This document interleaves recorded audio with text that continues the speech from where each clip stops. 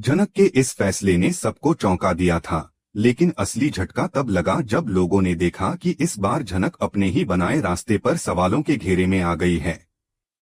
यह वही जनक थी जिसने कभी किसी के सामने सिर नहीं झुकाया, जिसने हमेशा सच और इंसाफ की राह चुनी, लेकिन आज वही जनक अपने फैसले के कारण खुद कटघरे में खड़ी दिखाई दे रही थी।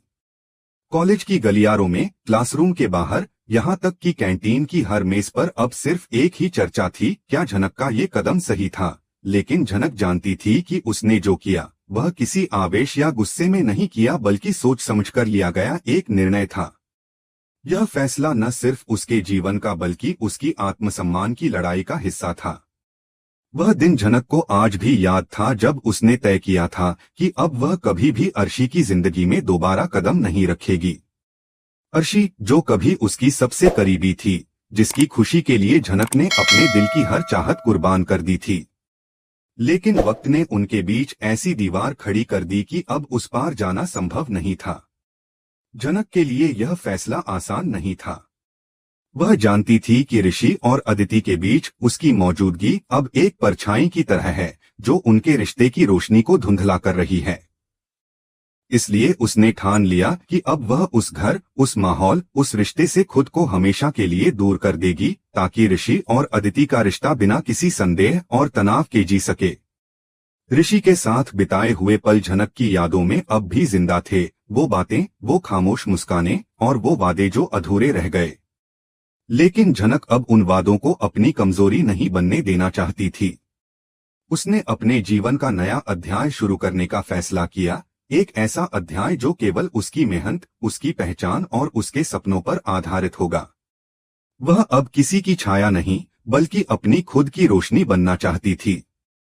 लेकिन जब कोई लड़की समाज के बनाए नियमों से हटकर अपनी सोच पर चलने की ठान ले, तो मुश्किलें अपने आप बढ़ जाती हैं।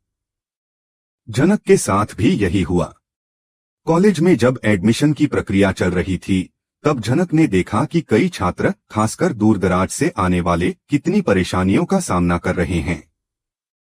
किसी के पास गार्जियन के सिग्नेचर नहीं थे, किसी के दस्तावेज अधूरे थे, तो कोई इस डर में था कि कहीं एडमिशन छूट न जाए। जनक को यह सब देखकर गुस्सा और दुहक दोनों हुआ। उसे लगा कि ये व्यवस्था केवल छात्रों को नीचा दिखाने का तरीका है, न कि उनकी मदद करने का। उसने कॉलेज प्रशासन के सामने यह मुद्दा उठाने का निश्चय किया। और जब वह बोली तो उसके शब्दों में न सिर्फ हिम्मत थी, बल्कि एक सच्ची संवेदना भी थी। जनक ने कहा कि जब कोई छात्र 18 वर्ष का हो जाता है, तो कानूनन वह वयस्क कहलाता है। उसे अपनी जिम्मेदारियां निभाने और अपने फैसले लेने का पूरा अधिकार होता है। ऐसे में गार्जियन के हस्ताक्षर की अनिवार्यता किसी पुराने जमाने की सोच को दर्शाती है। उसने तर्क दिया कि आज के युवाओं को आत्मनिर्भर बनने की प्रेरणा दी जानी चाहिए, न कि उन्हें हर बात पर किसी की अनुमति का मोहताज बनाया जाए। उसकी यह बात कॉलेज के कई छात्रों के दिल को छू गई। वे सब उसके साथ खड़े हो गए। कुछ ने सोशल मीडिया पर उसका समर्थन किया, तो कुछ ने कॉलेज प्रिंसिपल के पास जाकर औपचारिक शिकायत दर्ज कराई कि एडमिशन प्रक्रिया में सुधार होना चाहिए।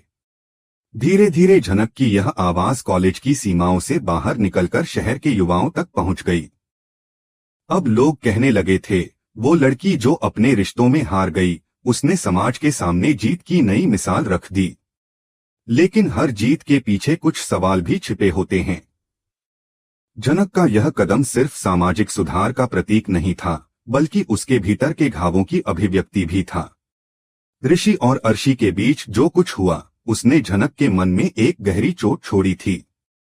वह अब भी खुद से सवाल करती थी कि क्या उसने सही किया था, या कहीं उसने खुद को उस दर्द से बचाने के लिए दुनिया के सामने यह नया मुद्दा खड़ा कर दिया था। कई प्रोफेसरों ने जनक की हिम्मत की सराहना की, लेकिन कुछ ने इसे बगावत का नाम दिया। उनका कहना था कि एक छात्रा को प्रशासन की नीतियों पर सवाल उठाने का हक नहीं। तुम पढ़ने आई हो, राजनीति करने नहीं। यह बात सुनकर भी जनक ने सिर नहीं झुकाया। उसने दृढ़ स्वर में कहा, मैं किसी के खिलाफ नहीं, बल्कि बदलाव के पक्ष में बोल रही हूँ। अगर आज मैं चुप रही, तो कल कोई और भी यही अन्याय झेलेगा। उसकी बात सुनकर वहां मौजूद छात्रों ने तालियां बजा दी। लेकिन जैसे जैसे उसका मुद्दा बढ़ता गया, वैसे वैसे कुछ लोग उसे निशाना भी बनाने लगे। कुछ छात्रों ने अफवाहें फैला दी कि झनक यह सब सिर्फ पब्लिसिटी के लिए कर रही है। किसी ने कहा कि ऋषि से दूर होने के बाद वह ध्यान खींचने के लिए ऐसा कर रही है। ये बातें झनक को चुभीं, लेकिन उसने खुद से कहा कि सच्चाई कभी साबित करने की जरूरत नहीं होती, वक्त खुद सब बता देता है। अब सवाल यह उठता है कि क्या झनक का यह कदम उसके लिए नई परेशानियां लेकर आएगा? क्या कॉलेज प्रशासन उस पर अनुशासनहीनता का आरोप लगाएगा? या फिर उसकी यह हिम्मत समाज में बदलाव की एक नई शुरुआत बनेगी? जो भी हो, एक बात तय है, झनक अब पहले जैसी नहीं रही। वह अब अपने फैसलों पर अडिग है, चाहे उस रास्ते पर उसे अकेले ही क्यों न चलना पड़े। उसका चेहरा भले ही शांत दिखता था, लेकिन भीतर एक ज्वाला जल रही थी, खुद को साबित करने की, अपनी आवाज को पहचान दिलाने की, और उस दुनिया को यह दिखाने की कि एक लड़की अगर ठान ले तो किसी भी व्यवस्था को बदल सकती है। झनक जानती थी कि आगे का सफर कठिन होगा, लेकिन अब वह पीछे मुड़कर देखने वालों में से नहीं थी। उसके कदम भले ही धीमे थे, मगर उसकी सोच अब पहले से कहीं ज्यादा दृढ़ और साफ थी। इस तरह झनक का यह फैसला न सिर्फ कॉलेज की दीवारों के भीतर गूंज रहा था, बल्कि यह समाज के उन नियमों को भी चुनौती दे रहा था जो युवाओं को सीमित सोच में बांध देते हैं। और शायद यही वजह थी कि आज झनक की कहानी सिर्फ एक लड़की की कहानी नहीं रही, बल्कि हर उस इंसान की आवाज बन गई थी जो अपनी सच्चाई के लिए खड़ा होने की हिम्मत रखता है। कॉलेज के गलियारे में अचानक से माहौल बदल गया था। हर कोई फुसफुसा रहा था, कोई हैरानी में था तो कोई झनक की हिम्मत पर चर्चा कर रहा था। झनक ने जो कदम उठाया था वह सामान्य नहीं था। उसने स्पष्ट कह दिया था कि अब वह नहीं चाहती कि उसका नाम किसी भी रूप में अर्शी से जुड़ा रहे, न कॉलेज में, न समाज में, न किसी पहचान या उपलब्धि के साथ। उसके इस बयान ने पूरे कॉलेज में हलचल मचा दी थी। कुछ लोगों ने उसकी तारीफ की कि उसने सच बोलने की हिम्मत दिखाई, तो कुछ ने उसे बागी और समस्याएं खड़ी करने वाली लड़की का तमगा दे दिया। कॉलेज प्रशासन तक जब यह बात पहुंची तो सबसे पहले प्रिंसिपल को भरोसा ही नहीं हुआ कि एक छात्रा इतनी खुलकर विरोध कर सकती है। प्रिंसिपल ने खुद झनक को बुलाने का फैसला किया। उन्होंने सोचा कि बात सुनी सुनाई नहीं, सीधी समझनी चाहिए। उनके चेहरे पर चिंता की लकीरें थीं, क्योंकि उन्हें डर था कि कहीं यह मामला कॉलेज की प्रतिष्ठा को नुकसान न पहुंचा दे। झनक जब उनके कमरे में पहुंची तो वहां का माहौल असामान्य रूप से शांत था। प्रिंसिपल ने धीरे से पूछा, झनक, आखिर तुम ऐसा क्यों करना चाहती हो? क्या किसी ने तुम्हें उकसाया है या यह तुम्हारा खुद का फैसला है? झनक ने बिना झिझक कहा, मैम, यह मेरा खुद का फैसला है। मैं नहीं चाहती कि किसी ऐसी व्यक्ति के नाम से मेरी पहचान जुड़ी रहे जिसने मुझे नीचा दिखाने की कोशिश की। मैं अपने दम पर अपनी पहचान बनाना चाहती हूँ। प्रिंसिपल ने उसकी आंखों में देखा, उनमें डर नहीं बल्कि दृढ़ता थी। लेकिन फिर भी वह चिंतित थीं। उन्होंने समझाने की कोशिश की कि समाज में बदलाव लाने के लिए आवाज उठाना आसान नहीं होता। कई बार जो सही होता है वही सबसे मुश्किल रास्ता होता है। झनक ने सिर झुका लिया, लेकिन उसकी आंखों में वह चमक अब भी थी जो उसके अंदर की आग को दर्शा रही थी। इस बीच कॉलेज के अन्य छात्रों में डर फैल गया था। उन्हें लगने लगा कि झनक के इस कदम का असर कहीं उन सब पर न पड़ जाए। कुछ छात्र तो यह सोचकर झनक से नाराज भी हो गए कि उसने उन्हें बिना सोचे किसी राजनीतिक विवाद में खींच लिया है। तभी कॉलेज की एक सीनियर टीचर झनक के पास आती है। उनके चेहरे पर गंभीरता थी। उन्होंने कहा, झनक, मंत्री जी ने तुम्हें मिलने के लिए बुलाया है। यह सुनते ही वहां मौजूद छात्रों में खलबली मच गई। कोई बोला, अब तो मामला बड़ा हो गया है, तो कोई डर के मारे कहने लगा, अगर मंत्री जी नाराज हो गए तो हमारा एडमिशन भी खतरे में पड़ जाएगा। झनक कुछ पल के लिए चुप रह गई। उसे समझ नहीं आ रहा था कि यह बुलावा किसी बातचीत के लिए है या दबाव बनाने के लिए। तभी वही टीचर आगे बोली, देखो झनक, तुम बहुत होनहार हो, लेकिन कभी कभी आदर्शों के लिए खड़े होने की कीमत बहुत भारी होती है। यह फैसला तुम्हारे भविष्य को प्रभावित कर सकता है। कहीं ऐसा न हो कि तुम्हारा एडमिशन ही खतरे में आ जाए। इन शब्दों ने झनक के भीतर हलचल मचा दी। उसका आत्मविश्वास थोड़ी देर के लिए डगमगाया। उसके मन में सवाल उठने लगे कि क्या उसने जल्दबाजी में कोई गलती तो नहीं की। क्या यह सब कुछ खत्म कर देगा जिसके लिए उसने अब तक इतनी मेहनत की थी। लेकिन तभी उसे अपने पिता के शब्द याद आए, सच्चाई का रास्ता हमेशा मुश्किल होता है, लेकिन वही रास्ता सही होता है। इन शब्दों ने जैसे झनक को दोबारा हिम्मत दी। उसने मन ही मन तय किया कि वह पीछे नहीं हटेगी, चाहे जो भी हो जाए। दूसरे छात्र अब उसे समझाने की कोशिश करने लगे।